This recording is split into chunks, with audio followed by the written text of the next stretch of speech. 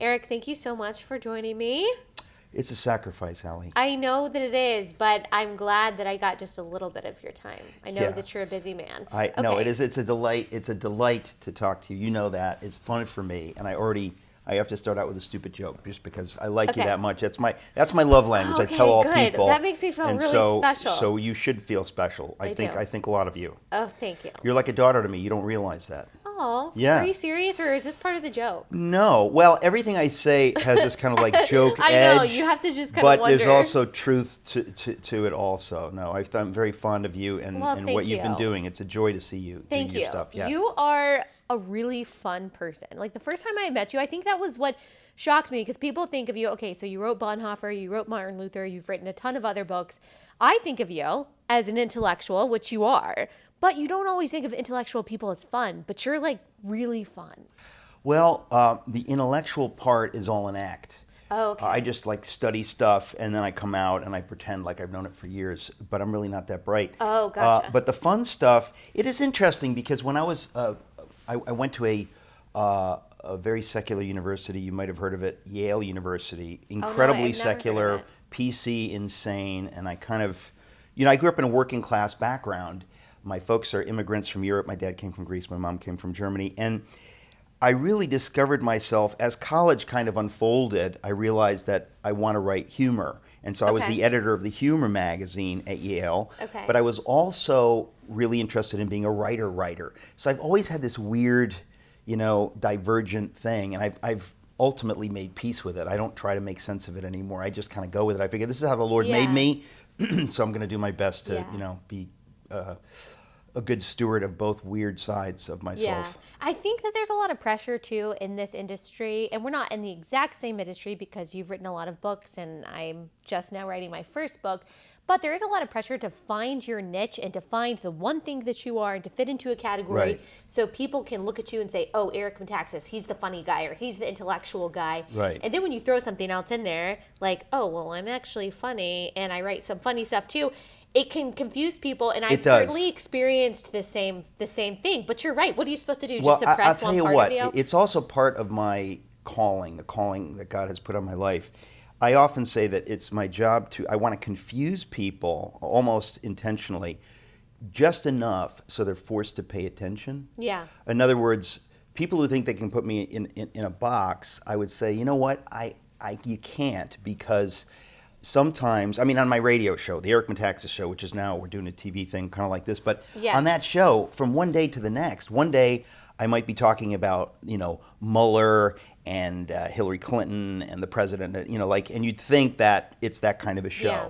And then the next day, it's like comedy and joking, whatever. And then the next day, it's super faith-oriented, and it's about some deep Christian thing, or even the prophetic or healing or miracles or whatever. So I do think a lot of times people get confused, but this is all authentic. This is all me. Yeah. And at some point, I think what's good about it is that if people pay attention long enough, they get the person, they get me, and then they can kind of go anywhere. But it is weird. A lot of times, because of the Bonhoeffer book, people kind of, Greg Laurie, who's become a friend, the pastor, when he first came on my radio program, he thought of me as like the author of Bonhoeffer, and he was like freaked out at me joking with him. Because you're very sarcastic, and I think people might not necessarily They don't know that that's a lot, that's scriptural. It is. Yes, it's very totally scriptural. Is. Yeah. Yeah. I think that I was pleasantly surprised, though, because I love people that you can immediately feel comfortable with, and it's rare for someone that is smart, because a lot of times when you talk to smart people, they can only talk about the things that they are an expert in or that they know really well, and you kind of feel like, well, you're intimidated, and you kind of feel like, okay, we can't even have a real conversation. Right. But you've carved that out really well. Actually, in all seriousness, I really feel like a part of this calling on my life is to be a generalist, right? Now, there's my eclectic resume, from VeggieTales to Bonhoeffer to whatever it is it's God's way of calling me to the center so that I can take things that you might think of as intellectual or, highly academic and translate them for everyone, because I'm not an academic or a hyper-intellectual, but I'm able to appreciate those things enough, and it gives me a joy to bring it down to a level of people that they're just average folks, but they're interested in the origin of the universe or this or that, and they can't really get it maybe from the guy who wrote the book specifically on that, but I can maybe interview that guy or talk about it. So I think that's actually an important role in culture, to have somebody. I mean, in the past they like would a call them translator or a Yeah, that's teacher. right. I mean, in the past they might call it a public intellectual. I get uncomfortable with that, but I guess the idea is that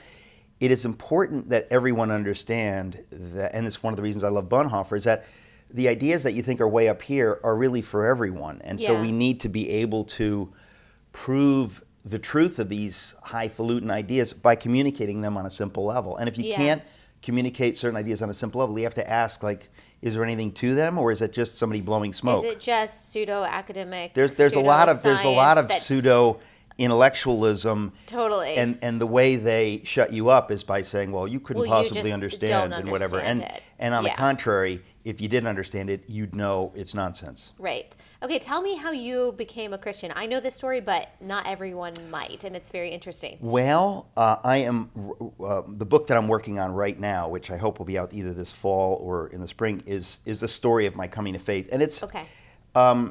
it's sort of long and complicated. The short version is that I was raised in the Greek Orthodox Church, so I was raised as a friend of God, very pro God, but never getting any clarity on, is this really true, or can we know whether it's true? There was no apologetics. It's just kind of a cultural Christian thing, and you kind of go along.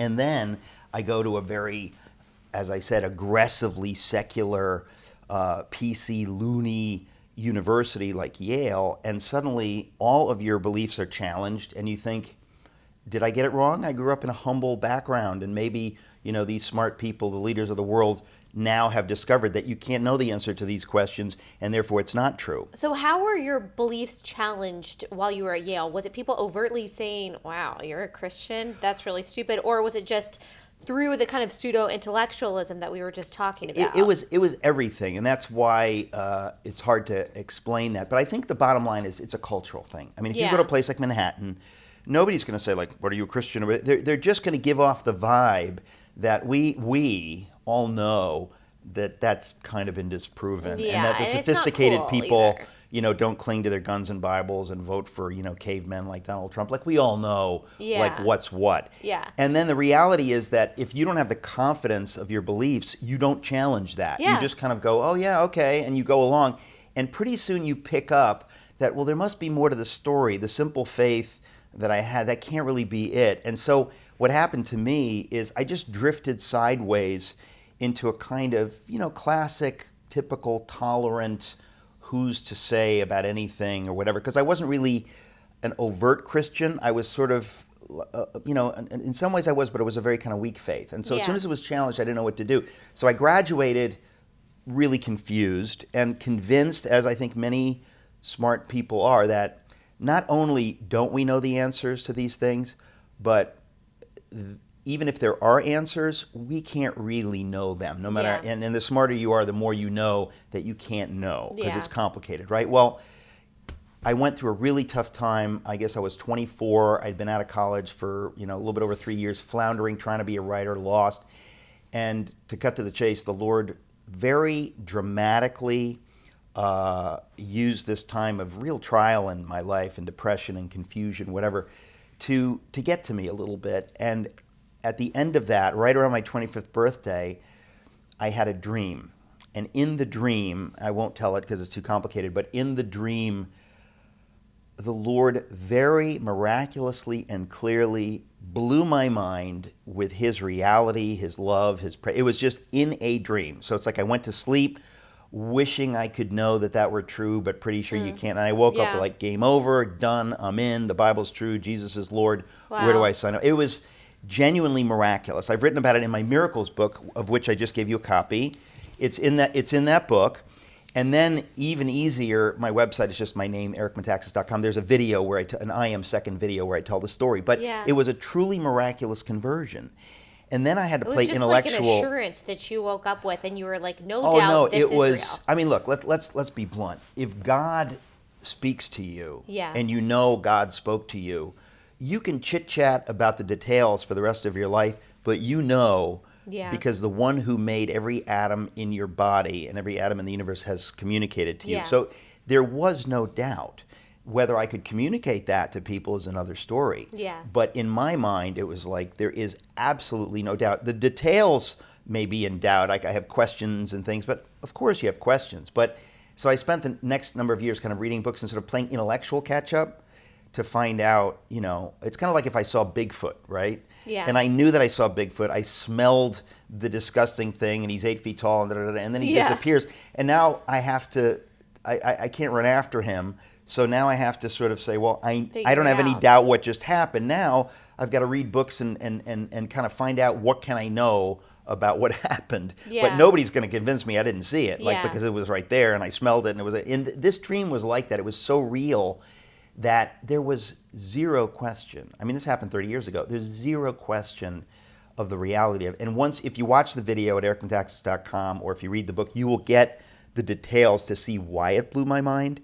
Because in the dream, God spoke to me in a way that really would have made no sense to anyone else. It's like he wove a few parts of my life together in this spectacular fairy tale dream that just, I knew instantly that my deepest longing is being given to me on a silver platter. It was amazing. It was amazing. So what did that intellectual journey look like? So after you see the proverbial Bigfoot and you're studying and you're trying to figure all of this out, what did that look like?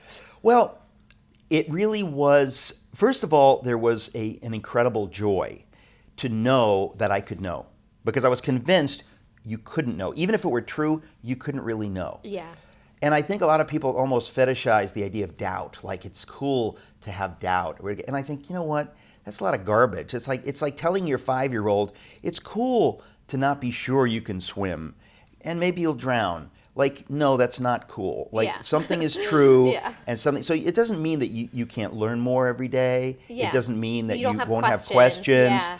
But the idea that you can't know that Jesus is God and all that stuff, I say categorically, that's nonsense. You can know, just like I can know, the molecular weight of beryllium or gold. I mean, these are not, like, who's to say? There are certain things that I think fair-minded people would say the evidence is pretty overwhelming. Now, most people don't even know that, and I didn't know that. When I wrote my book on miracles, for example, I talk about the resurrection, right? I was myself astounded that this thing that I believed, has so much evidence that I would call secular evidence, historical evidence, so that even if it doesn't make sense to you and you say, it doesn't make any sense, I don't believe that somebody could, I would say, okay, but look at the evidence and tell me, what do you think? And I think at the end of the day, a fair-minded person would look at it and go like, you know what? It doesn't seem possible that this could have happened, but the evidence is really freaking me out. Right. Okay, I didn't know that there could be evidence, but on something like that, it happened, effectively in modern times. I mean, we have an infinity of documents and things from 2,000 years ago. It didn't happen 20,000 years ago. It didn't happen, in prehistory. It happened in the middle of history. So there's all this information. So I really, when this faith thing happened, like boom, overnight, I guess to know that I could know was so freeing and so wonderful. It was like it was a giddy thing for me at first. And then, of course, I began learning and reading and more and more. And the thing that, to this day, I mean, I'm sure till I die I'll feel this way, the fact that there is so much outrageous, wonderful evidence and so many brilliant people who believe and so many books and things that most people just don't know about. Yeah. You have conversations with people and they've never heard of, whether it's C.S. Lewis or whatever. That's just the tip of the iceberg. But there's this infinity of wonderful books and wonderful human beings that when you meet them, you realize not only aren't they crazy, but they're delightfully emotionally intelligent and secure and generous and whatever, and they have this Christian faith. But the mainstream media would give you the impression that those people don't exist. And that the evidence doesn't exist. And that the evidence doesn't exist. So when I discovered that it did, I've had this passion all these years and always will to get everything that I have learned out to a more general public. It's why I write the books that I write, just because I think that if most people knew this, it would change their lives. And I'm convinced they're not going to see it on the networks. They probably won't even see it on Fox. It's just, people don't have time. They want to cover the news. They want to cover politics. They want whatever's to happening and all right this now. other stuff. Yeah. is fundamentally more important to help you understand the rest newsy of it. stuff. So Right. If there was one book that you would tell people to go to of yours, or not of yours, Yeah. Someone who's maybe starting the journey that you were on when you were about 25, trying to figure it out and Yeah. trying to understand, okay, is there really evidence? Is there Yeah. reason behind all of this stuff? What would you direct people to? Well, that's always impossible to answer. I wrote 3 books with the title Everything You Always Want to Know About God But Were Afraid to Ask. The first one is called Everything You Always Want to Know About God But Were Afraid to Ask. The second one is called Everything Else You Always Want to Know About God But Were Afraid to Ask, which is just a continuation. And it's fun Q&A of this kind of Yeah. stuff, right? And then the third one is Everything You Always Want to Know About God But Were Afraid to Ask, the Jesus edition, which talks about, the resurrection, all that stuff. So those are real primers on the basics, kind of a fun Q&A for somebody who's just like, I don't know. The Miracles book is also a very good one for that, because I get into the scientific evidence for how do we know whether everything just came into being randomly or that there was an intelligence behind it. The evidence is freaky. It is so freaky. And what amazes me is that most intelligent Christians haven't been exposed to it. Yeah. And I think, a lot of people say, well, I'm going through like a really great Bible study on Ephesians right now. And I go, that's great. But if you're in the workplace and somebody challenges you that science kind of disproves faith, or there's so many planets in the universe, the idea that we're the only ones here and that some God created it, that's just nonsense, and you think most people don't know how to respond to that. I have been, as I say, nothing less than astounded at what good materials there are available. And again, part of what I do is I'm a popularizer. So like I read books by somebody like John Lennox or by Stephen Meyer or by Hugh Ross. I've had them all on my radio program. By having them on my radio program is one way to get their information out there. But in my book, Miracles, and in other books I've written, I kind of give you the bite-sized version of it. Yeah. And in the Miracles book, I talk about the origin of the universe and all this stuff in a way that, as I say, your average reader is going to be able to understand it. But it is so astounding that I wish I could. Frankly, they should be teaching this stuff in every school in America, not just in Christian schools, because the evidence is overwhelming. And so that's my passion. It's like, look, it's true. If you can rebut it, good luck. But they act as though, it's already been rebutted. We don't even need to talk about it. It's like, oh, really? I think you're afraid to look into it because it's going to scare you to death. In fact, Christopher Hitchens, obviously before he died, said, somebody asked him, what is the greatest argument on the other side for God? And he rather honestly said, there's no question about it. It's the fine-tuned universe, blah, blah, blah. And he said that that's the one that gives all of us on our side pause, that we don't really have an answer for it. But they rarely communicate that pause, or even the possibility that it could be out there. Not only that, but when I wrote my Miracles book, I wrote an op-ed on what we're talking about. They titled it, Science Increasingly Makes the Case for God. And it went into the Wall Street Journal. It went insanely viral, like nothing that I ever dreamt, like 650,000 Facebook shares, like the kind of thing that is just nuts, right? Why am I saying this? I'm saying this because the amount of people who wrote, the number of people who wrote against what I wrote, and in their first couple of sentences were like, all this stuff has been disproved years ago, and it's like, we've already answered this.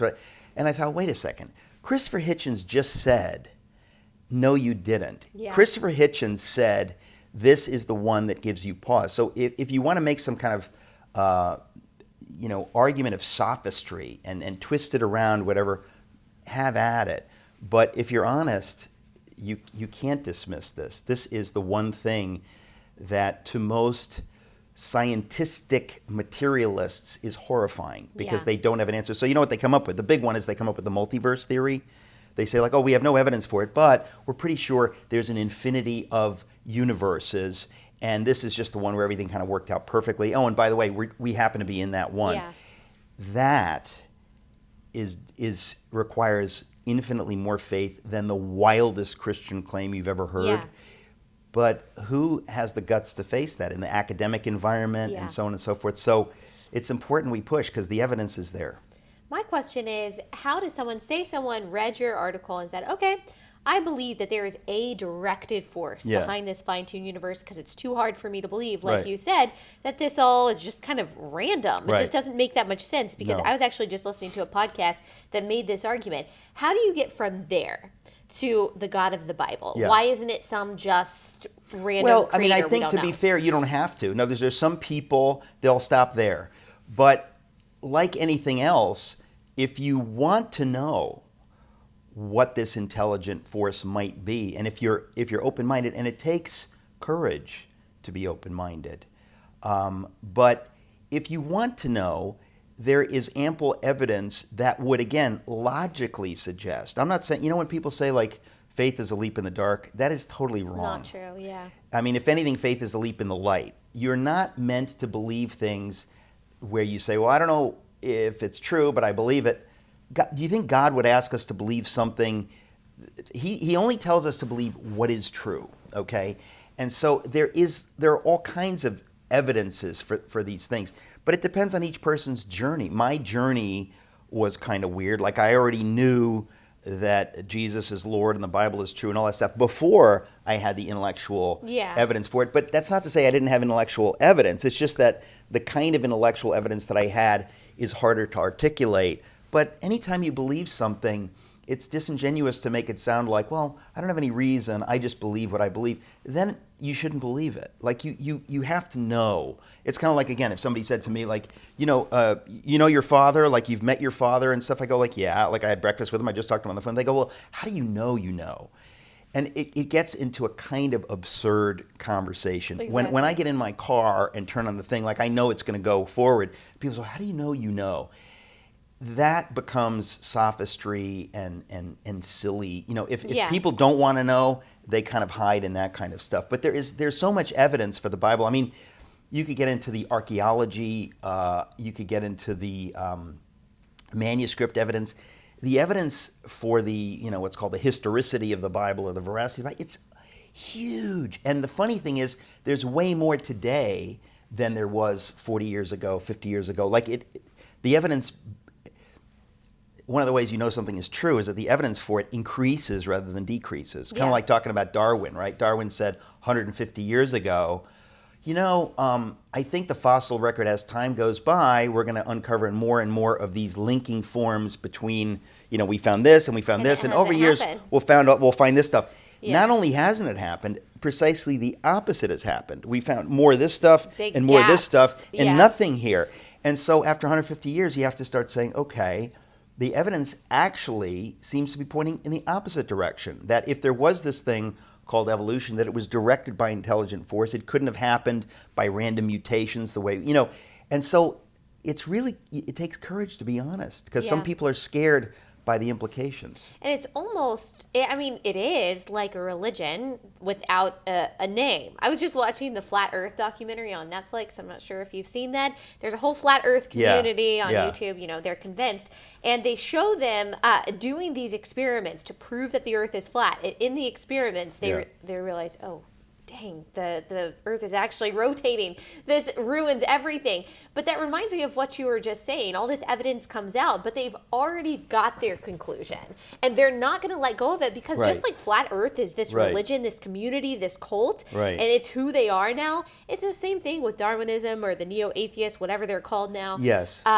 It's who they are, it's their identity, it's their worth, and it's their church. That you have said it. And that's why I think we have to push people and say, why do you cling to this faith when the evidence points against it? You would do me the honor of telling me that my faith is nonsense if the evidence points against it. Like, let's have a fair conversation. But we have to be honest that most people are afraid to face those kinds of facts because they do have a predetermined worldview that they're clinging to, and that's normal too. In other words, just because a few facts come in doesn't mean you throw away your paradigm. But at some point, the welter of evidence says maybe you should begin looking be more open to the situation. So again, but that takes courage. Yeah, I think the cop-out typically is, at least at first, is, well, I'm not going to believe anything that is not materially proven. Everything that I need to know Right. about the universe Right. and what I feel can be seen in the material world. But we know that's true if you look at things like beauty, meaning, morality, purpose, love, all of these things that aren't just chemicals in our brain or neurons in our brain Right. firing off, because there's really no Darwinian explanation for why these things would exist if Right. natural selection is really all there is. Right. Once you get someone to admit that, okay, not everything that you know to be true, you know beauty to be true, you know love to be true,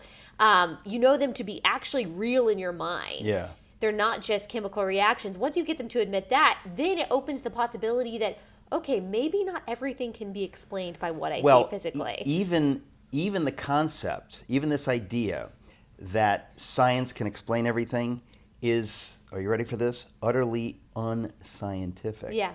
Science is just science. Science cannot tell you why the earth exists. Yeah. It can tell you that it exists. It can describe What it and it's describe it made and of. describe it. But I think what horrifies scientists is that even science can point you beyond science. In other words, if science, like science can't tell me what happened before the Big Bang, but it can point me to the mystery of this moment when the universe comes into creation, and it can lead fair-minded people to say, wow, that suggests a number of things. Now, you can't go back there with a test tube and calipers and figure out what happened before, so you've bumped up against the limit of science. But science, nonetheless, can point beyond the limit and suggest that there it's are there. things beyond the physical universe, even though they can't prove it. So it's really a bizarre conundrum, because you have a lot of scientists who are themselves reaching way past science. And then when you say something that they think unscientific, they kind of say, well, that's unscientific. And you want to say, well, excuse me, you're being unscientific in somehow, through the tools of science, suggesting that science is all there is and the physical universe is all there is. You can't even know that. prove So if you that. want to be honest, you have to at least say, we can't know. But rather than be scientific and honest about it and say we can't know, they overreach and say we know, and if you disagree, you're stupid and you're unscientific. It's like a really Unsophisticated. weird place and I'm sure that there are a lot of scientists who kind of get this, but they're maybe afraid to speak out or something, Yeah. because the scientific community, kind of like the political climate, people are so aggressive and nasty that if they don't have an argument, they just try to shut you up. Yeah. If someone were to ask you, okay, fine, but why Christianity? Why is Christianity different than any other religion? There are many reasons. I guess the first one I would say is Christianity straight up says, in history, this thing happened where a human being comes into the world and they say was sent by God, in fact was God in the human flesh, that he died on the cross, that this was part of God's mysterious, strange plan, and then he rose from the dead, not from the sick, not from the coma, from the dead, that God raised a human being to life as a way of showing all kinds of things, his power over death, that he is life, and also as a way of showing the power of love over hate, the power of good over evil. There's an infinity of things that we say happened in history, and all serious Christians have always said, as Paul said, if that didn't happen, the whole thing might as well be thrown in the garbage. Yeah. So anytime anybody says, well, Christianity teaches the same stuff as this or this, I would say, no. The Christians have had the guts to say this stuff does not matter if that didn't happen. If that didn't happen, then we're talking about nothing. So Islam, Judaism, any other kind of religion says that didn't happen.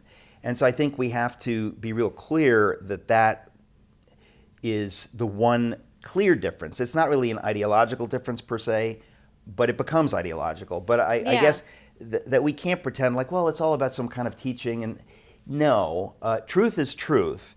And good teaching and wisdom are wisdom. But you can have that without Jesus and without, you can talk about those things.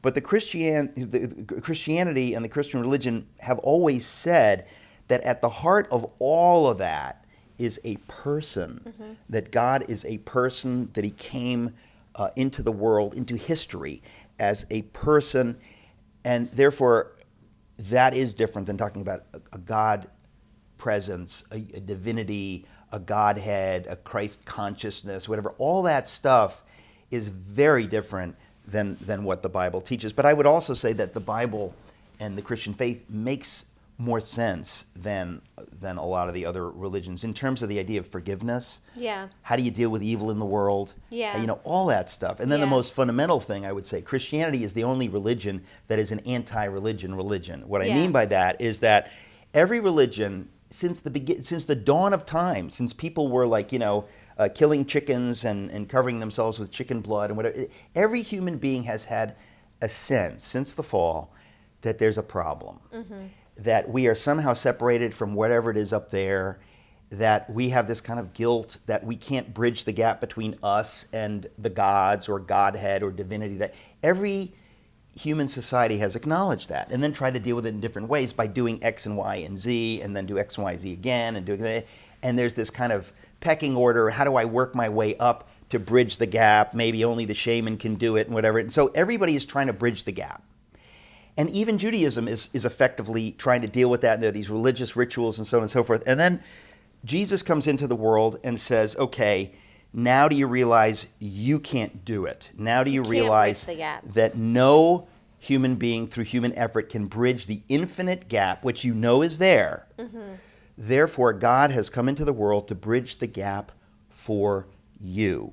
And if you accept Jesus by faith, then you are, by faith in him, enabled in yourself to bridge the gap with him and to be at peace with the God from whom you have been distant and with whom you've had this broken relationship. All of that can be healed, but God has to initiate it. So in a way, Jesus ends all religion. And so even the Christian religion can become a kind of a counterfeit of itself, where it becomes like yet another religion.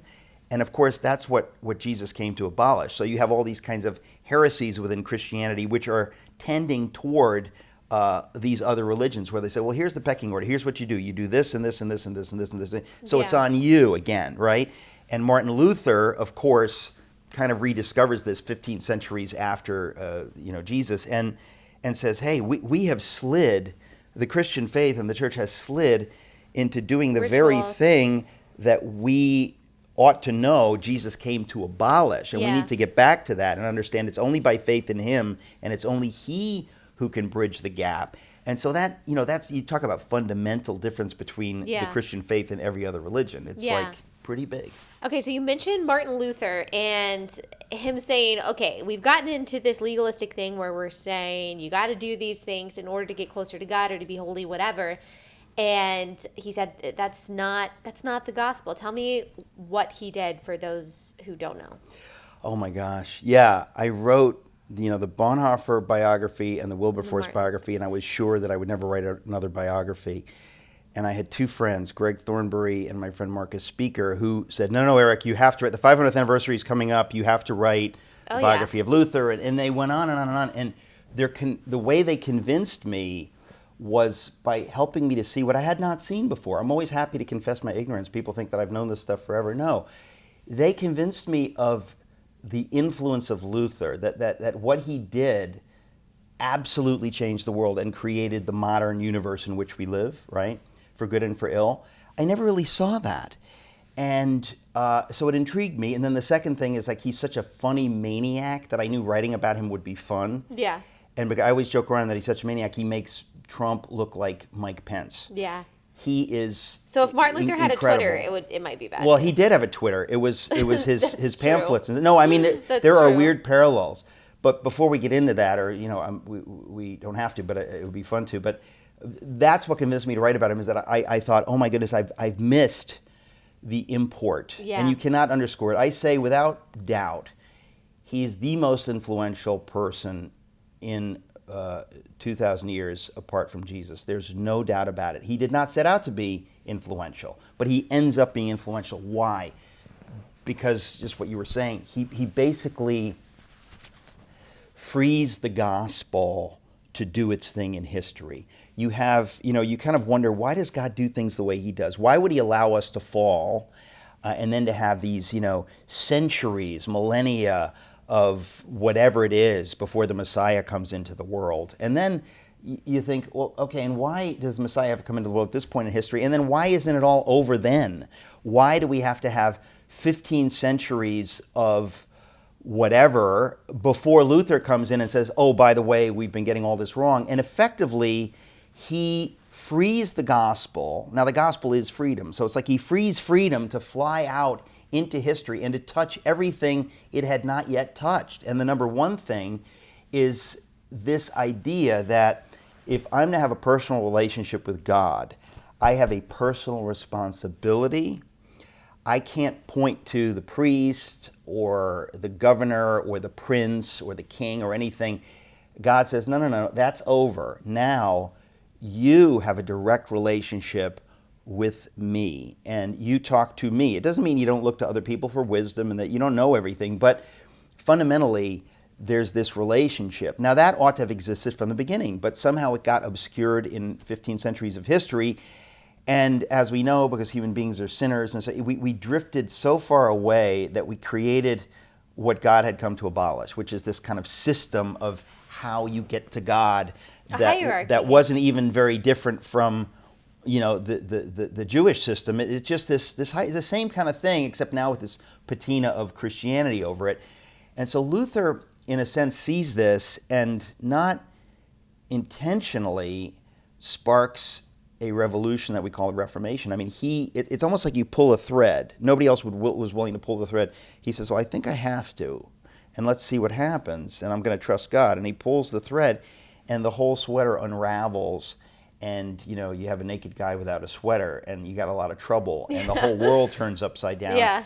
And basically, has the Reformation ever been described as a naked guy without a sweater? Probably not. You're probably the first. But it is kind of funny because he didn't intend to do that, but he was willing to do what he thought God called him to do. And so what Luther did at the heart of it is said, I'm going to trust God rather than man, and I'm going to trust that God, being a God of love and mercy, that even if I screwed this up, he wants me to in my heart to trust him first, and not to be afraid of what man can do to me, burn me at the stake, but to be too afraid of what he will do to me if I completely blow him off and worry about what these men can do to me. I'm going to worry about what God is going to do. And even if it's not a fear thing of hell, but it's the idea that I have this joy of serving God, and I believe he's going to see my heart. And if I got it wrong, or if they're going to put me to death, I know why I'm doing what I'm doing. And by the way, he had studied Scripture so much that he didn't think like, hey, who's to say? It was pretty clear to him that they had missed this. But so there's a number of things that happen. One of them is that for the first time he sees daylight between truth and power. Now imagine this, right? The church, the Western church, the Western church had over the centuries amassed complete power so that if you wanted to know what is true, you had to go to them. So Luther, by reading the Bible, and by the way, nobody was really reading the Bible except Luther for reasons I go into in the book, he discovers that, okay, I see some daylight. I see a crack. I see light coming through this crack. We need to address that. We need to patch up the crack or figure this out. As in, this is what the Catholic Church is teaching. Here's what I'm reading in the Bible. There's a gap between the two. And it wasn't even necessarily what they were teaching. In other words, they might be teaching the right thing, but the practice of it was harmful. It's not like, of course, some of what they were teaching was wrong, but it's almost like it wasn't like official doctrine. It was sort of like side doctrine, or how they interpreted the doctrine. He says, listen. Like, is indulgences an example of that? Yes, indulgences is an example of that, where you could argue that there's nothing so wrong with the concept of indulgences in its pure form, but very quickly it becomes a source of income. It's just like the federal government. When you have a tax, okay, he said, we're going to have a temporary tax to do this or to do that, to raise money for this or for that project or something like that. Great. But we know what happens. Power corrupts, absolute power corrupts absolutely. When there's money involved, suddenly that tax becomes permanent. And suddenly they say, you know what? If we could raise this much money with that tax, why wouldn't we double that tax? And why wouldn't we make everybody pay that tax, not just these people? But it becomes a revenue stream. Human sin nature takes over. So this thing called indulgences, which you could argue is a very simple way of saying to somebody, look, okay, you've sinned. I mean, we could use more of this in the evangelical church, right? Instead of saying, hey, there's grace, man. Well, no, there's not grace. There's Jesus dying on the cross, which is a painful, costly grace. So when you sin, you should take it seriously and want to make reparations, for example, right? I mean, if I murder somebody, you don't say, hey, there's grace, man, it's cool. It might be cool in terms of your salvation, but in terms of your life and the life of people around you, you'd say, I know I can never make that right, but I want to do everything I can to show my repentance. I want to write a book about it and have the funds go to the people who've been affected by this. Who says, I'm going to pay the poor. Yes, I'm going to Precisely. pay back the people. So that's a biblical principle. And so the Catholic Church, in part, would say, like, okay, you sinned, so you pray this prayer. And I could imagine a very loving, fatherly priest who cares for the soul of somebody and says, okay, you've done this sin. Pray these prayers. And why don't you pay something to the church, to show that you're serious, and it'll go to God's work. It can all be on the up and up for that person's soul. But pretty quickly it became corrupt. And so suddenly it was like, hey, that money you're going to pay to the church, let's triple it, and let's start preaching indulgent sermons to get money to pay for St. Peter's in Rome. And by the way, St. Peter's in Rome is a great thing, so it's all good, right? Yeah. Well, it became really bad and really wicked. And Luther saw a number of these things. It ironically didn't really start with indulgences. I mean, the whole thing was kicked off with indulgences, but he saw a number of little issues, and he said, let's do the right thing and try to fix it. Yeah. And what happened when he went to fix it, when he sees this daylight between what is true and what the power says is true, and he says, we want to fix this, their response was, shut up. Yeah. And if you don't shut up, we're going to kill you. How's that, Luther? Shut up. And he said, whoa, if you're telling me to shut up, I'm starting to now wonder, do you care about truth or do you just care about power? Mm-hmm. And that's when he got more and more radicalized, so to speak. He kept thinking, who am I dealing with? I love the church, but these forces in the church seem to be forces of Antichrist. So I've got to speak louder and be less conciliatory. I've got to wake people up. So it becomes a kind of a war. But at the heart of it is this idea, which we now take for granted, the difference between truth and power. We now know that one person could have the truth and that power could try to crush it. We know there's this thing as illegitimate power. Okay? If I'm in North Korea and I say, hey, this is true, and they say, no, you don't get to say what's true. Only we get to say what's true. Mm-hmm. Well, in the West and in the Christian world, that was not rectified until the Reformation. Mm-hmm. The Reformation said even a common man might see the truth of God, and the powers that be in the church might get it wrong. So they didn't wipe away hierarchy, but they said, we've got to rethink this here, because truth is not malleable. Human beings can get it wrong. The church at the time was trying to say to Luther, no, the Pope can never get it wrong, and the church can never get it wrong. Now, to some extent, that might be true. In other words, today, the Catholic Church would say that if the Pope is speaking ex cathedra, which he almost never, ever does, that it's the Holy Spirit. Kind of like a church council, where we say that what happened in Nicaea or whatever, that was the Holy Spirit. It wasn't just a bunch of people voting. But Luther was seeing that they're starting to blur the lines, they're getting confused, truth cannot change, and the Word of God is the one way we know, like, what is true. And so this tiny little thing sparked the Reformation and really gave birth to the West, because once you allow the possibility that the church is wrong and that we have to start a church that gets this right, by allowing for the possibility of a second church, you've just opened the door to 10,000 churches. Yeah. You've just changed everything. Yeah. And so now it becomes a personal thing. What church do I go to, and how do I know who's teaching the truth? That's called freedom, and it's a terrifying thing, but it's at the very heart of the gospel of Jesus. Yeah. And so Luther brings that into the world, and the ramifications in history go way beyond what I've just said, which you know, because you read the book and you know about this. Yeah. It goes everywhere, including to the issue of self-government and American-style liberty. We could not have American-style self-government and liberty. The United States could not exist if Luther had not pulled the thread. Yes. I tweeted something along those lines the other day, and my Catholic friends who I respect, some of whom you know. And I'm a very pro-Catholic, non-Catholic. I say that clearly because it's true. I am a very pro-Catholic, non-Catholic. But there's some people get very hidebound on these issues, and they yes, you know. Yes, and the pushback typically is with the Protestant Reformation from the Catholic side. Again, Catholics that I love and respect and know are very smart and have studied this stuff. Is that, okay, one, no, the Protestant Reformation did not help build the West. It was actually the Catholic Church that did it solely, and all the Protestant Reformation did was divide. And now, look, you have all of these different denominations, Right. they say, and how can you say that's a good thing? My response would be kind of what you said. That's always the risk that you have in freedom. And by the way, we're not saying it's a good thing. We're simply saying that it is what it is. In other words, what people who were the enemies of Luther predicted would happen did happen. And so it is this calculation. You say, okay, we're going to give the possibility for people to believe whatever they want, and some of them will believe the wrong thing. And well, it's really just what you said. It's called freedom. So then the question becomes, as William F. Buckley used to say, the question becomes how we draw the line, because at some point we know that it is impossible to coerce someone toward the truth, that somehow we have to choose truth and God freely.